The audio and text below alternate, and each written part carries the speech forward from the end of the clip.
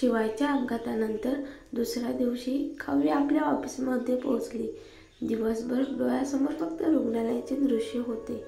शिवायच्या श्वासोच्छवासाशी एक भावनिक बंध तयार झाला होता.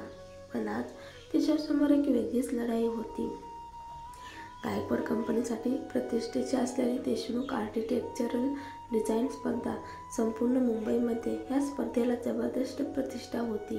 देशभरातील आर्किटेक्ट्स, इंटिरियर डिझायनर्स आणि आर्टिस्टने सहभाग घेतला होता. ह्या प्रोजेक्टवर काम करण्यासाठी काव्याने स्वतःला झोकून दिलं होतं. ऑफिसमध्ये पोहोचल्यावर रिया, कंपनीतील तिचे एक सहकारी, तिला पाहून हसत पुढे आली. तिच्या आवाजात उपरोध होता. काय ग, स्वतःची निवड थेट मंत्र्यांनी केल्यावरही पहिल्याच फेरीत बाद? एवढी मोठी स्पर्धा आणि तू बाहेर? कमालच आहे. काव्याचा चेहरा काहीसा स्तब्ध झाला. ती चारही बाजूला बघत म्हणाली, निकाल लागला आहे. मला निकाल पाहायला हवा. कागदावर नावे होती. तिने आपलं नाव शोधलं आणि मग तिचा चेहरा गडद होत गेला. कुठेच तिचं नाव नव्हतं. तिच्या डिझाईन नाकारण्यात आले होते. तू काय बघतेस? नाव नाहीये तुझे ट्रिक्स चालले नाहीत ह्यावेळेस.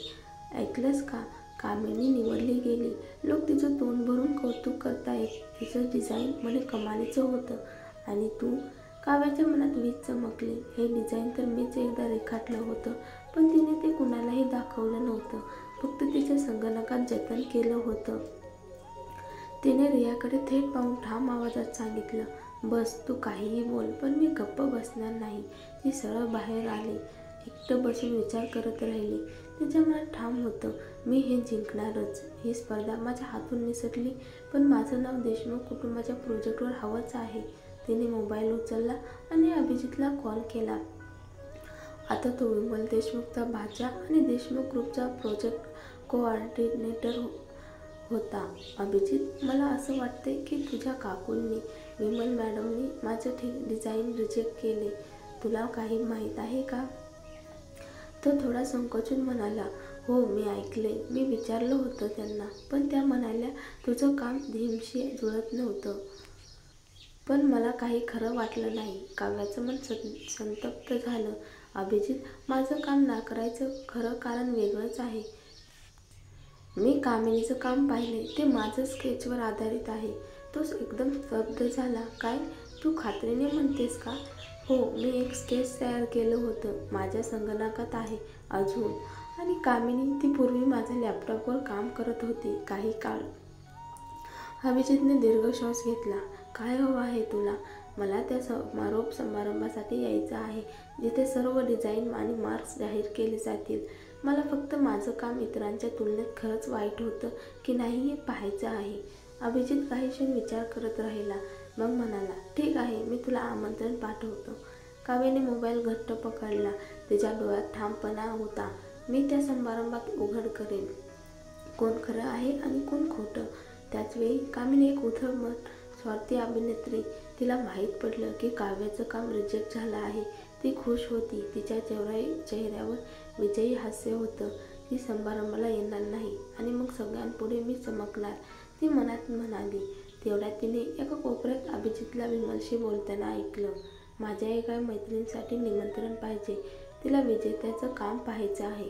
कामिनीचा चेहरा एकदम पांढरा फडक झाला. काव्य येणार आहे? तिच्या मनात एक संध वादळ उठलं. कामिनीने अभिजितच्या हातात निमंत्रण दिलं आणि तो निघून गेला. कामिनीच्या मनात विचार आला, हा निमंत्रण कोणासाठी घेतले? काव्यासाठीच. तिला खात्री वाटली की काव्य ही समारंभात सहभाग होणार आहे आणि हे ती होऊ देणार नव्हती. कामिनीने अभिजितकडे जायचं ठरवलं. ती हसत पुढे आली. अभिजितजी, मी ऐकले की तुम्ही माझ्या डिझाईनचं कौतुक केलं. खरंच धन्यवाद. अभिजितने तिला पाहिलं. जरी त्याला ती विशेष आवडत नव्हती, तरी तिचं काम त्याने मान्य केलं होतं. मी जे पाहिलं तेच बोललो. धन्यवादाची गरज नाही. तरी मी चहा घेऊन तुमचा आभार मानणार आहे. ती पुढे आली आणि नकळत त्याच्यावर चहा सांडला. हो, क्षमस्व. कामिनीने चाचरत माफी मागितली. अभिजितने तिचा हात बाजूला सारत थोडं कुरकुरून म्हणाला, ठीक आहे, मी सांभाळून घेतो. अभिजित निघून गेला आणि कामिनीने हसत त्याच्या हातातलं निमंत्रण पाहिलं. दुसऱ्या दिवशी काव्य आणि अभिजित भेटले. निमंत्रण मिळालं का? काव्याने विचारलं. हो, माझ्या काकूकडून मिळालं. हे घे. त्याने निमंत्रण तिच्या हातात दिलं. खूप खूप धन्यवाद. काव्याच्या डोळ्यात कृतज्ञता होती. काही नाही, भेटूच समारंभात, तो म्हणाला आणि निघून गेला. काव्याने निमंत्रण पाहत मनात म्हटलं, ठीक आहे, बघू समारंभात कोण खरं आणि कोण खोटं. समारंभाचा दिवस उजडला. तू पण समारंभासाठी आली आहेस का? ऐकले विजेती ठरली कामिनी. हो ना, खरंच जलन होते. मी तर वाट पाहत होते की काव्याचं नाव पुढे येईल, पण ती तर पहिल्याच फेरीत बाद झाली. ती फक्त नावापुरतं प्रसिद्ध आहे.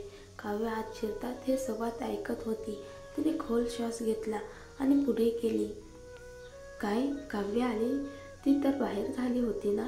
तिच्याकडे निमंत्रण असण्याची शक्यता नाही. सानिया तीव्र नजरेने पाहत पुढे आली. काय ग, तू इथे काय करतेस? बाहेर चाललीस ना तू? बाहेर झालं म्हणजे समारंभात येता येत नाही असं काही आहे का? हे बघ माझं निमंत्रण. काव्याने शांतपणे दाखवलं. सानियाचे डोळे बारीक झाले. हे निमंत्रण कुठून मिळवलंस? माझी गरज नाही सांगायला, काव्य म्हणाली आणि पुढे निघाली. सानियाने सिक्युरिटी गार्डला सांगितलं, तिचं निमंत्रण तपासा. हिचं काम रिजेक्ट झाले. हे निमंत्रण नक्की बोगस आहे. काव्याने स्पष्टपणे उत्तर दिलं, ही बाई कायम माझ्या विरोधात असते. कशासाठी देव जाणे. कदाचित माझ्या यशाने जळते असावी. सानिया चौताळली. अगं, स्वप्न बघतेस काय? मी तुझ्यावर का जळणार? तेवढ्या सिक्युरिटी गार्ड म्हणाला, मॅडम, हे निमंत्रण बोगस आहे. काव्या स्तब्ध झाली. सानियाचा हास्य फुटला. काय ग, खोटं निमंत्रण घेऊन आलीस? लाज वाटायला पाहिजे. कुठून मिळवलंस हे? स्वतःचं बनवलंस का? काहीतरी गडबड नक्की आहे. लोकांनी ऐकून इकडे बघायला सुरुवात केली. काय, काव्य बोगस निमंत्रण घेऊन आली आहे? कदाचित ती फक्त वाद घालायला आली असावी. नाहीतर अशा मोठ्या घराण्याला तिच्याशी काय वेळ असणार? काव्याने निमंत्रणाकडे पाहिलं. ते तर अभिजितने दिलं होतं. मग ते खोटं कसं? नाही, हे खोटं नाही. अभिजित कुठे आहे? मला त्याला भेटायचं आहे. सिक्युरिटी गार्ड उपहासाने म्हणाला. अभिजित देशपांडे प्रत्येकाची भेट घेणार का? तुम्ही बाजूला व्हा. सानिया पुढे सरकत म्हणाली. काय, आता सांगितलं का? तू अजूनही गायकवाड कुटुंबाची सून आहेस. रुद्र तर आता तुला ओळखतही नसेल, म्हणून आम्ही भीक मागणार का तुझ्यापुढे? काव्याने दात घट्ट चावले. त्या क्षणी मागून कामिनीचे वडील आणि शोभा आई येताना दिसली. काय ग काव्या, बोगस निमंत्रण? वा वा, खरंच बिनधास्त आहेस, बाबा म्हणाला. शोभाचा उपरत होता. अगं, आत जाऊन काय करणार होतीस? प्राईज तसंच कामिनीसाठीच आहे. तू बस बाहेर. तू एक नोकरदार होतीस आणि कामिनी, तीच तर उंच भरारी घेणार. तू कोण आहेस? काव्या बाजूला झाली. तिने वेळ पाहिला. समारंभ सुरू होण्यास थोडाच वेळ शिल्लक होता. ती घाईने अभिजितला कॉल करत राहिली, पण प्रतिसाद नाही. तेवढ्यात सानिका पुढे आली. काव्या, तू इथे काय करतेस? सानिका, माझं निमंत्रण खोटं असल्याचं सांगतायत, पण ते अभिजितनेच दिलं होतं. सानिकाचे डोळे क्षणभर चमकले. कदाचित कोणीतरी मुद्दाम खोटं निमंत्रण दिलंय तिला. सोड, आता ते बोलण्यात काही उपयोग नाही. सगळ्यात महत्त्वाचं म्हणजे आत शिरायचंय. काव्या चकित झाली. तेवढ्या सानिका सरळ सिक्युरिटी गार्डकडे गेली. ओय, ओळखलंस का? मी तीच सानिका. त्या दिवशी तूच मला आणि अभिजितला पकडलं होतंस. मी त्याची गर्लफ्रेंड आहे. देशपांडे कुटुंब लवकरच आमचं लग्न लावणार आहे. मला आज जायचंय. हिला घेऊन. काव्या तोंड उघड ठेवून पाहत राहिली. हे काय डोकं चालवलंय हिचं? Security guard थांबकला.